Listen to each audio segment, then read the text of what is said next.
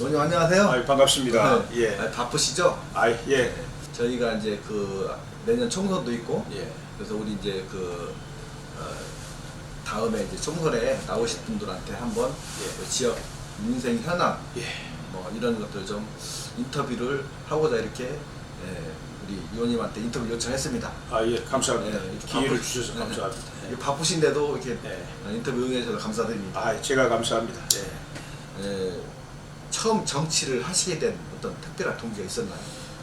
저는 뭐 젊었을 때부터 우리 나라가 이제 특히 분단 상태에 있고 또 빈곤했고 그래서 우리나라가 이제 통일도 되고 부강한 나라가 되고 또 아주 품격 높은 그 민주주의 사회 속에서 국민 한 사람 한 사람이 행복하게 사는 이런 세상을 항상 꿈꿔왔고요.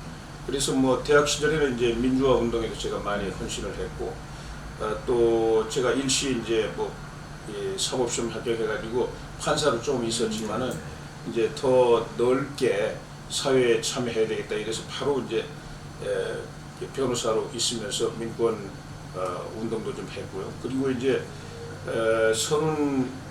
39살 때 제가 이제 처음 선거에 도전해가지고 이제 국회의원이 됐죠. 그래서 저는 뭐 젊었을 때부터 어떤 정치를 하겠다는 이런 지향을 가지고 이렇게 준비했고 이제 아주 행운이었죠. 처음 안양에서 제가 초선 국회의원 도전해가지고 바로 13대 국회에 들어갔으니까요. 의원님께서 오랫동안 이제 정치 인으로서 해오시면서 이제 국민들이 바라는 국가와 정치란 무엇이라고 생각하시는지 한 말씀만. 정치는 이제 국가 공동체 이걸 더 부강하게 만들고 그 국가 공동체 안에 있는 한 사람 한 사람의 국민들이 더 많은 기회를 가져가지고 자신의 능력을 잘 발휘해서 더 행복하게 잘 살고 인간으로서의 그 품위와 자존을 잘 지켜나가도록 그런 어떤 제도와 질서 이런 걸 만드는 게 정치라고 생각합니다. 우리 이제 근대사를 보면은 이제 이승만 대통령이 자유민주주의 대한민국을 건국하고 공산주의의 침략 뭐 이런 거 잘 이겨내고 그다음에 이제 박정희 대통령은 이 아주 급속한 산업 혁명을 추진했잖아요. 그래서 그거는 뭐 기적적인 성공을 거둬가지고 세계인들이 다 아주 칭송하는 그런 업적을 이루었고, 물론 그 과정에서 이제 국민의 자유라든지 기본권이 일부 유보된 게 조금은 있습니다. 그런 대가를 치렀지만 하여튼 산업화를 아주 성공적으로 추진을 했고, 그래서 그 산업화를 통해서 이제 두꺼운 중산층이 형성이 됐어요. 그래서 그 중산층이 있었기 때문에 이제 민주화 과정에서 이런 품격 높은 민주주의를 이제 우리가 구현할 수가 있었던 거예요. 어느 나라도 다 민주주의 하고 싶지만 그 수많은 나라들이 다 아직도 독재라든지 이런 거에 허덕이고 있는 것은 우리나라 같이 이런 두꺼운 중산층이 형성이 안 됐기 때문입니다. 그래서 뭐 박정희 대통령을 민주주의 차원에서는 말하자면 민주주의를 그 제한한 이런 그 독재자다 이런 이야기를 하시는 분들이 많이 있지만은 그러나 뒤집어 보면은 그 시대에 이루어진 경제 성장, 형성된 중산층 이것 때문에 민주주의 꽃이 피었다 이렇게 생각합니다. 그런데 이제 민주화 이후에 우리나라가 이제 계속해서 성장 발전을 해야 되는데 그거는 이제 2차 산업혁명까지는 박정희 시대에 이제 잘 됐고요. 3차, 4차 산업혁명에서 계속 이 성장을 거듭했어야 되는데 민주화 이후에 이제 5년 단임 정권이 계속되면서 정치가 그런 장기적인 투자를 제대로 못 해가지고 오늘날 굉장히 어려움을 겪고 있어요. 그래서 새로운 산업, 새로운 기업, 새로운 일자리가 안 만들어져 가지고 지금 젊은이들이 어떤 그 절망 속에서 허덕이고 있는 이런 상황입니다. 그래서 이것이 이제 우리 현대 정치의 명암이라고 할 수 있는데요. 뭐 지금 늦었지만은 지금이라도 빨리 우리 정치가 미래를 여는 젊은이에게 희망을 주는 이런 정치로 나가야 된다고 이렇게 생각합니다. 뭐 정치는 과와 실이 있는 거죠. 예.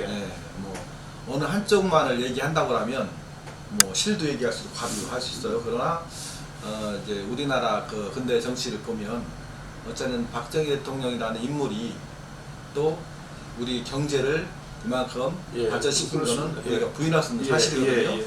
그 반면에 이제 독재를 했다 해서 일부 이제 사람들이 거기에 대한 어떤 그 이제 지탄을 하고 있거든요. 예. 물론 그런 것들이 어차피 우리 과거 정치지만 다 수용을 해야 된다고 보거든요. 예, 예. 그래서 지금 우리는 대한민국 현재 있는 것이고 앞으로 이제 좀 우리가 이제 정치하시는 분들이 그런 걸 거울 삼아서 우리가 잘할 수 있는 방법을 찾아내면 되지 않느냐 생각을 합니다. 그렇습니다. 예. 예.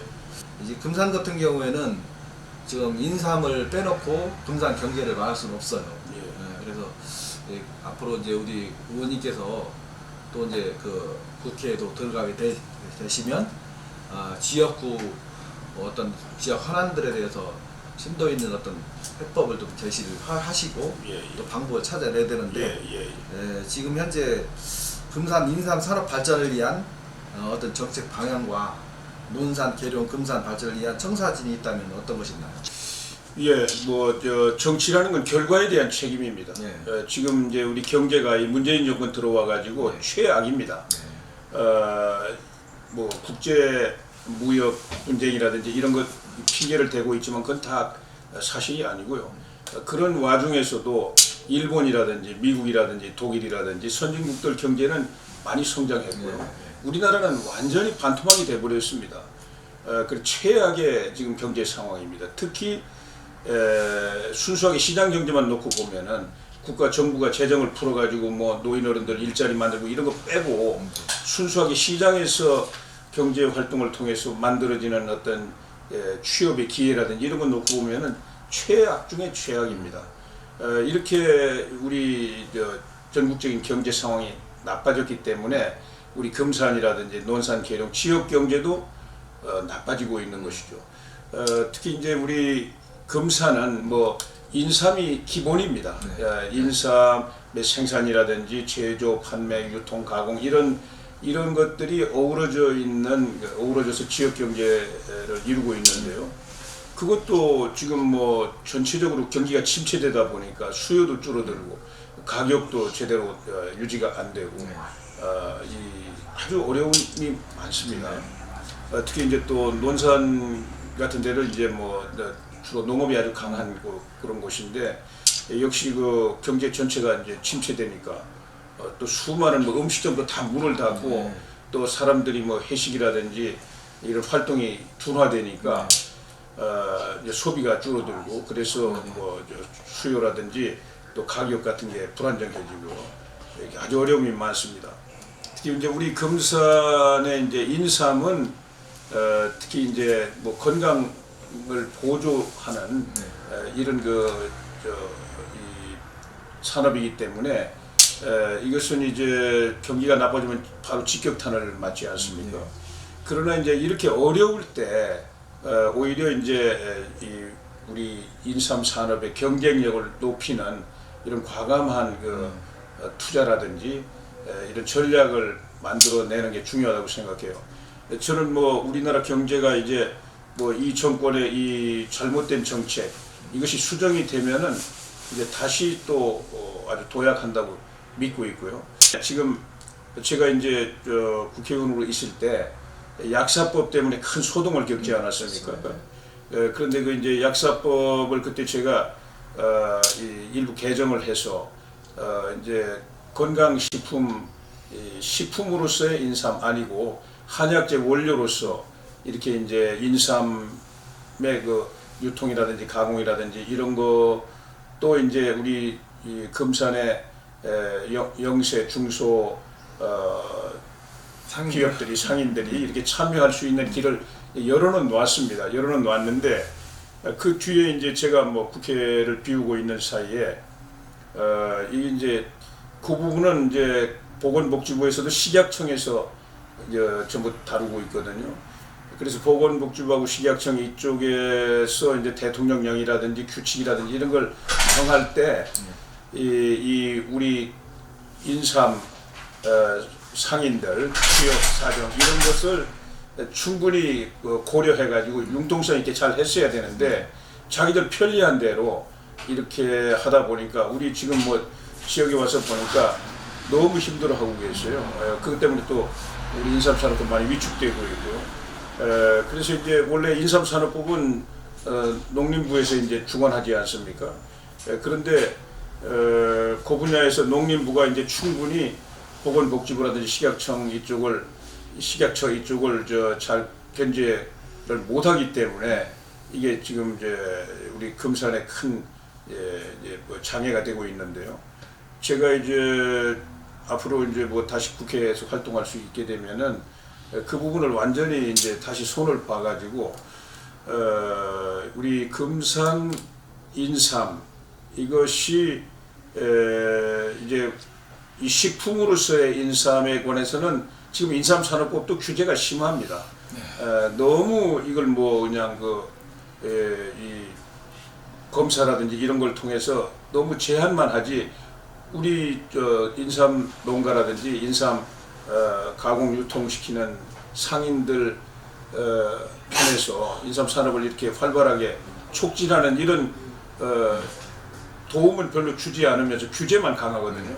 그래서 이 부분을 잘 조화 있게 완화시켜야 됩니다. 그리고 이제 이 한약재 원료로서 이 가공 유통시켜서 하는 부분도 우리 인삼 여기 상인들이 영세 상인들이 아주 자유롭게 참여할 수 있도록 시행령이나 규칙을 전부 손을 봐야 되는데 그 부분을 제가 이제 할 그런 생각을 갖고 있습니다. 예, 뭐 지난번에 이제 2015년도에 이제 그 인삼이 약사법으로 관리하는 법이 개정이 돼서 시행을 했거든요. 예. 그런데 이제 거기에 보면 이제 그 인삼을 한약재로 이제 관리하고 약사법에도 관리하면서 유통 특례를 이제 줬어요. 그래서 이제 일부 인삼류 제조업자는 일정한 어떤 시설을 갖췄을 때 그거를 한약재로 납품할 수 있도록 그런 특례를 줬어요. 예, 그게 이제 약사법 개정안이죠. 일부 개정안. 예. 그런데 문제는 뭐냐면 그런 어떤 시설이나 그런 어떤 그 자격 요건을 갖추려고 하면 사실은 이제 어느 정도 규모가 있어야 된단 말이에요. 예. 그러다 보니까 일반 영세상인들은 참여를 못하죠. 그래서 약사법은 그냥 그대로 놔둔다 쳐도 우리가 인삼 산업법으로 본다고 하면 이거는 이제 순수 농산물이라고 봐야 되거든요. 예. 인삼 산업법과 약사법 규제가 두 개가 동시에 타다 보니까 사실은 이게 활성화에 어려움이 겪는 거죠. 제도도 좀 바꿀 필요성이 있다. 이 규제는 무조건 법이 규제만 하면 안 된다는 거죠. 그래서 그런 부분들은 좀 이제 면밀히 좀 검토를 하셔서 또 인삼 상인들이나 인삼 업계 종사하시는 분들의 많은 이야기를 듣고 좀 그런 방향으로 결국은 이 법은 지키는 소비자가 지켜야 되잖아요. 어떤 지키는 사람 위주로 그것이 너무 규제가 되지 않도록 이렇게 했으면 좋겠다는 생각을 해요. 예, 그렇습니다. 아까도 말씀드린 것처럼 인삼은 이제 그 자체로서 우리 역사 전통이 있는 아주 최고의 그 브랜드 아닙니까? 그렇죠. 그래서 이제 브랜드 가치를 계속 높여야 된다. 예. 그래서 이제 인삼 산업법이 만들어졌는데 그거는 그것대로 철저한 검사, 그다음에 신용 이런 걸 바탕으로 우리 고려 인삼, 우리 한국 인삼의 그 명성이라든지 그 가치를 높이는 노력은 계속 해야 됩니다. 그러나 그것 때문에 일반 그 건강식품으로서 자유롭게 유통되는 이거를 지나치게 규제하면 안 된다고 생각해요. 왜냐하면 이 부분을 좀 잘 풀어가지고 인삼 시장 전반 그 저변을 잘 확대해서 우리 국민들이 아주 넓게 인삼을 이렇게 활용하실 수 있도록 이렇게 하고 또 우리 인삼을 기반으로 하는 우리 금산 지역 경제도 더 잘 돌아가도록 이렇게 해주고요. 그리고 이제 이런 농산물, 식품으로서의 인삼이 기본이지만 그 중에서 이제 일부를 한약재로 가공해가지고 유통할 때 이제 문제 아닙니까? 네, 그렇죠. 그래서 그 부분은 약사법에 의해서 보건복지부하고 식약처가 그냥 자기들 편리한 대로 규정대로만 그냥 다 해버리겠다. 이래가지고 여기 그 약사법에 의해서 만들어진 그 한약재 뭐 유통 그 제도라든지 이런 거 그대로 하면은 여기 영세한 우리 상인들이 참여를 못 하니까 그래서 이제 그걸 예외적으로 이제 참여할 수 있는 길을 뚫어놓은 게 지난번 약사법 개정이거든요. 그런데 이제 그때 제가 할 때는 이제 우리 지역의 인삼 상인들 또 영세 중소 기업들이 충분히 크게 더 투자를 안 하고도 어떤 요건을 잘 맞춰가지고 참여할 수 있도록 이런 취지로 이제 개정을 한 겁니다. 근데 그 뒤에 이제 구체적으로 시행 과정에서 시행령이라든지 말하자면 약사법의 시행령이라든지 또 시행 규칙이라든지 이런 걸 정할 때 까다롭게 해가지고 우리 상인들이 피해를 입고 있는 게 현실이에요. 그래서 그 부분을 제가 아까 말씀드린 것처럼 전부 현실에 맞게 취지 그대로 이걸 완화해가지고 우리 지역의 인삼 종사하시는 분들이 한약재 원료로서의 인삼을 가공 유통할 때에도 불편함이 없도록 물론 그 품질이라든지 뭐 이런 거는 또 담보를 해야 되겠지만은 그렇게 이제 만들도록 이렇게 해야 됩니다. 예. 네, 알겠습니다. 하여튼 금산은 인삼을 가지고 지금까지 뭐 경제를 이끌어왔고 앞으로도 그렇게 돼야 되리라고 봅니다. 하여튼 그렇습니다. 우리 의원님께서도 어쨌든 그런 부분은 소비자 중심으로 그렇습니다. 이렇게. 그리고 이제 대대적으로 이제 수출을 확대해야 되고요. 또 여러 가지 제품 이런 것도 더 개발을 하고 해서 인삼 산업의 불씨가 계속 확대돼야지 꺼지면 안 되지 않습니까? 그렇죠. 네, 알겠습니다. 저는 우리 의원님께서는 뭐 정치인이니까 중앙 정치도 또 관심을 안 가질 수가 없어요. 근데 최근 저희가 이제 국민들이 봤을 때는 이제 그 정부 여당 간 어떤 또 야당 간 경쟁이 참 심해요. 심하다 보니까 저희도 그런 쪽에 뭐 관심을 안 가질 수 없죠. 정치는 뭐 우리 국민들한테 직접적인 영향을 미치는 거니까. 그래 이번에 보면은 최근에 정부 여당에서 이제 한국당을 빼고 뭐 그 4개 소수 정당과 합쳐가지고 2020년도 예산안을 처리를 했잖아요. 자 이렇게 처리했는데 여기에 대해서는 지금 한국당 입장에는 어떻게 생각을 하고 계시는지 한번 말씀해 주세요. 이것은 뭐 우선 기본적으로 민주주의의 틀을 의회 민주주의의 틀을 파괴하는 폭거를 저지른 거예요. 우리 국민들이 용서하시면 안 됩니다. 국회라는 것은 교섭단체끼리 협의해가지고 운영하도록 되어 있어요.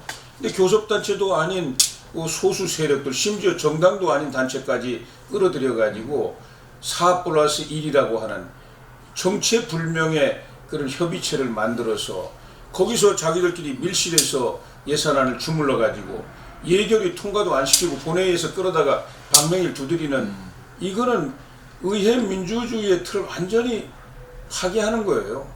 원래 이 민주주의는 세금 대표 없이는 세금이 없고 대표 없이는 형벌이 없다는 거예요.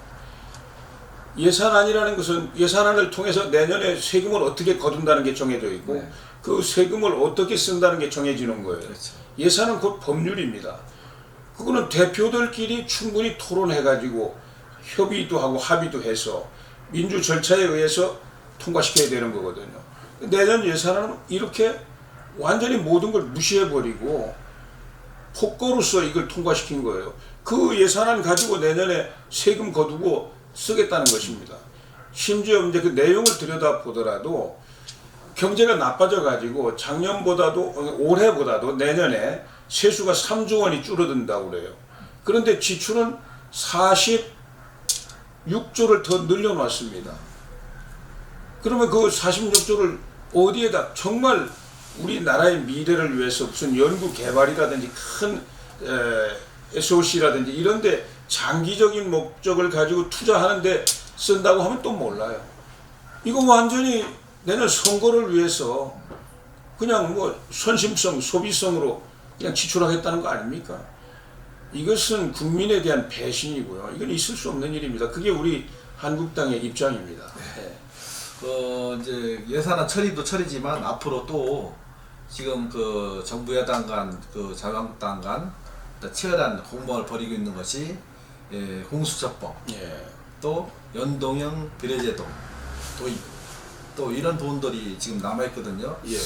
앞으로 이게 지금 예산안 처리한 걸로 보면 또 삭발하야스 1 협의체를 가지고 이거를 통과시킬 가능성이 좀 있다고 봐지는데, 어쨌든 국회에서 이런 강행 처리가 되기 전에 한국당에서는 이에 대한 어떤 대처 방안이 있나요?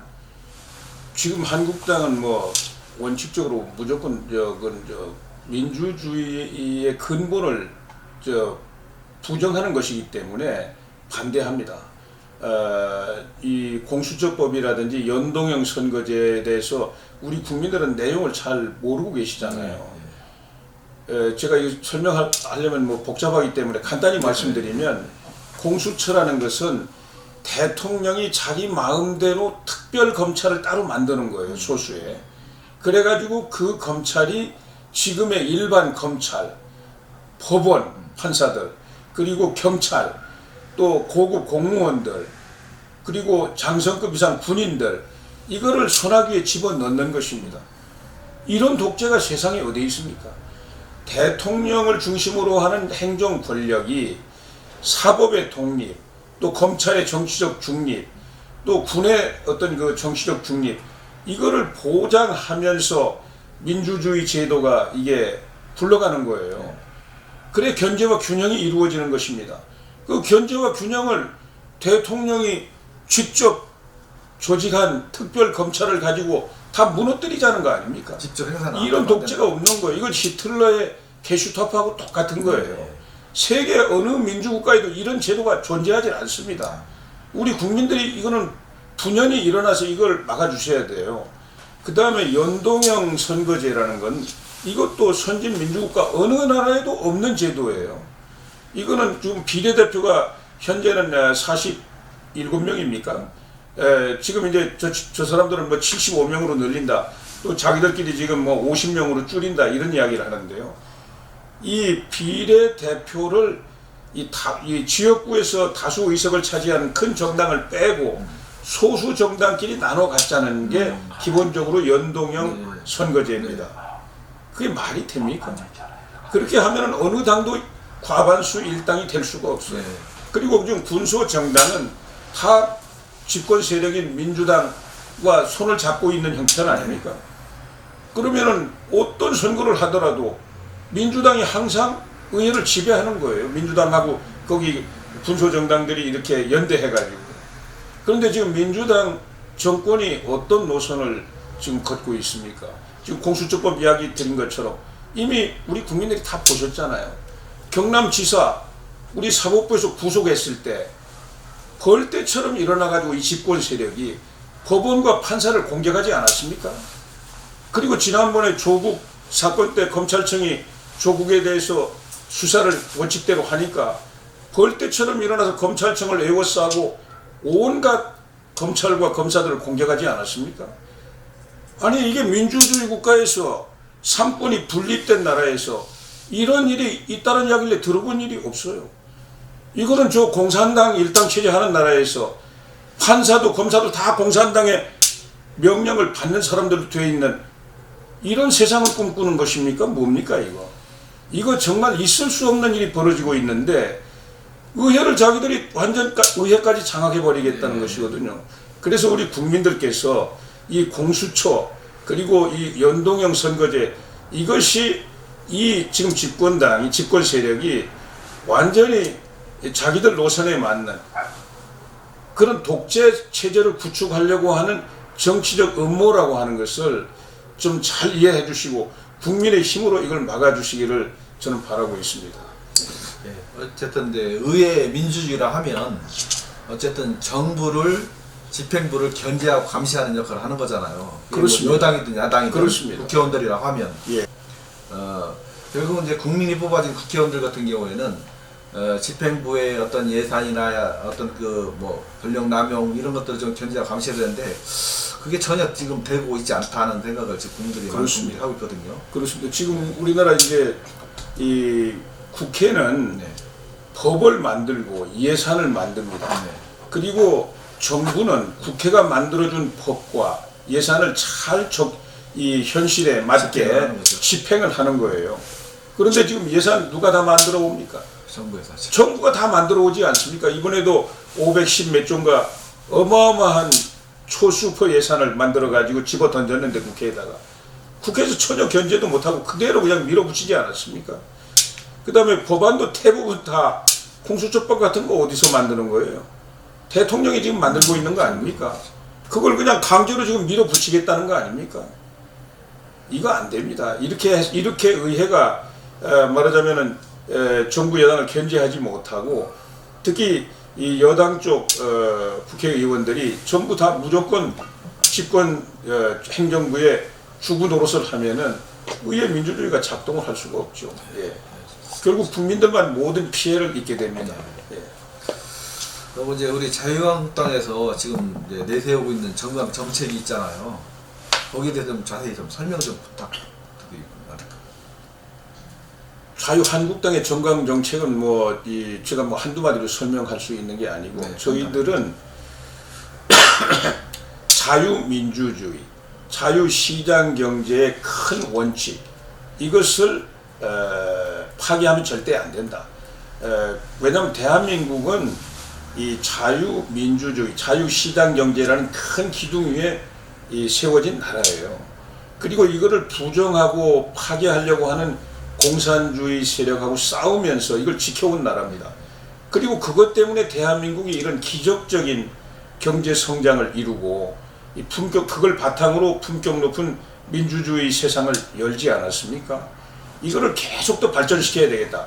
그래서 그런 그 원리를 가지고 3차, 4차 산업혁명도 더 다른 나라보다 더 빨리, 더 풍부하게 이제 완성해가지고 정말 미래에 더 큰 강국이 돼야 되겠다. 통일도 하고 이것이 이제 저희 자유한국당의 기본 이제 정강 정책이고요.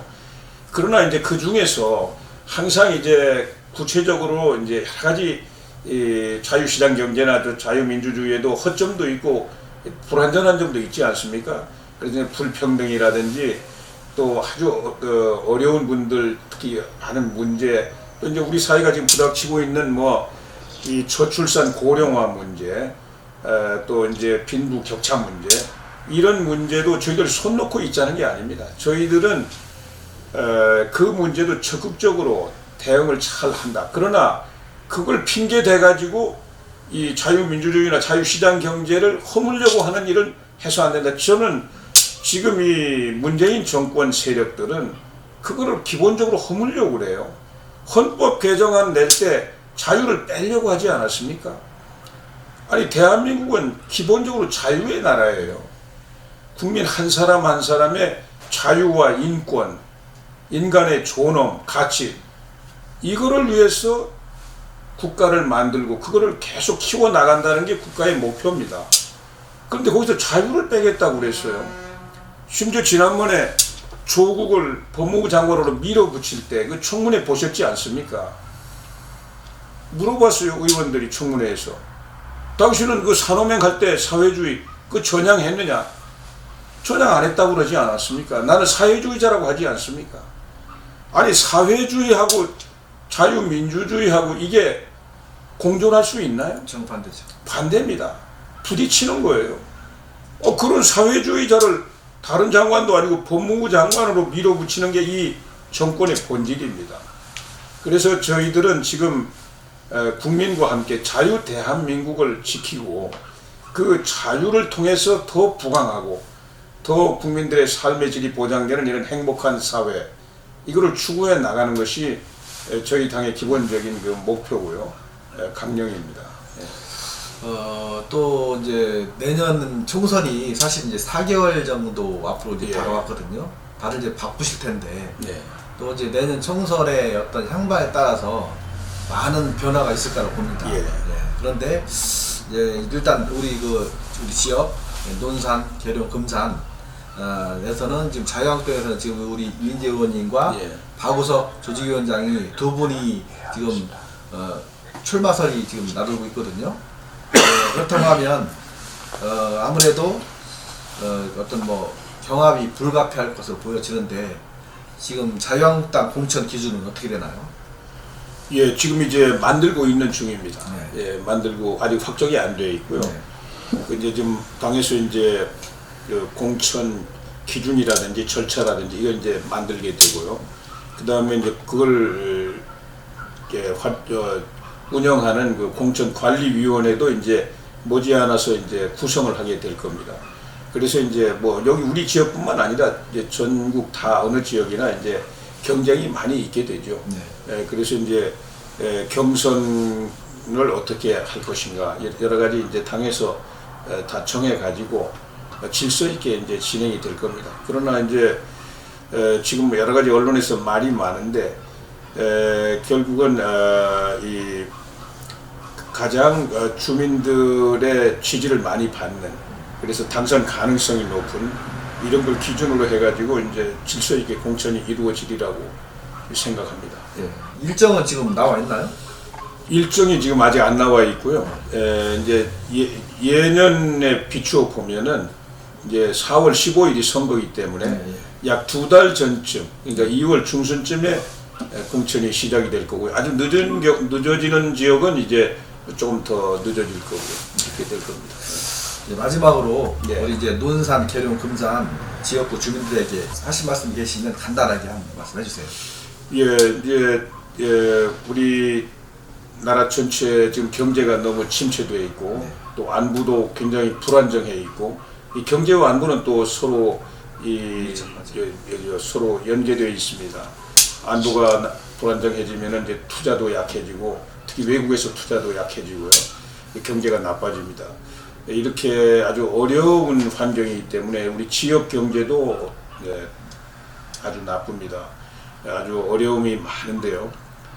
이런 가운데에서 우리 논산, 금산, 계룡 시민들께서 여러 가지 고통을 많이 겪고 계십니다. 제가 이제 4월부터 하루도 쉬지 않고 이제 지역을 다니면서 우리 시민들, 주민들 그 삶의 현장을 이렇게 직접 누비고 있는데 정말 안타까운 생각이 많이 듭니다. 그러나 저는 이런 것을 다 이제 극복할 수 있는 원천적인 힘은 우리 주민들 마음속에 있다고 생각합니다. 선거를 통해서 저는 새로운 희망을 만들어내는 힘이 우리 주민들의 주권이라고 생각하거든요. 내년 선거는 문재인 정권에 대한 중간 심판입니다. 문재인 정권 3년에 대한 중간 심판이고요. 이것은 아주 엄정한 심판이 내려져야 된다고 생각합니다. 많은 주민들께서 마음속으로 지금 결심을 하고 계시리라고 믿고 있고요. 또 직접 말씀하시는 분들도 많습니다. 특히 한두 사람을 속일 수 있지만 많은 국민을 속일 수는 없습니다. 지금 집권 세력이 어떤 세상을 꿈꾸면서 나라를 이렇게 끌고 가는지 우리 국민들이 모르는 것 같지만 다 알고 계십니다. 저는 내년에 정말 이 선거를 통해서 절망을 희망으로 바꾸는 어떤 혁명이 반드시 일어난다고 생각하고 있고요. 거기서 이제 우리 논산, 금산, 계룡, 금산, 논산, 계룡 여기서 더 앞장서서 이런 그 선거 혁명을 이루어 주시리라고 확신합니다. 제가 여러 가지 뭐 부족한 점 때문에 지난 총선에서 주민들의 뜻을 받들지 못해서 항상 송구스럽고 반성과 성찰의 시간을 갖고 많은 고민을 해왔습니다. 제가 이 시대에 이제 그런 우리 국민들, 우리 주민들의 어떤 열망을 받드는 일에 정말 저의 모든 경험과 열정을 다 바쳐서 싸워 나갈 이런 각오로 이번 총선을 준비하고 있습니다. 하여튼 이 절망 속에서 희망을 만들어내는 내년 총선이 되기를 소망합니다. 의원님 바쁘신데 지금까지 인터뷰에 응해주셔서 감사드립니다. 예, 감사합니다. 네, 감사합니다. 예, 감사합니다.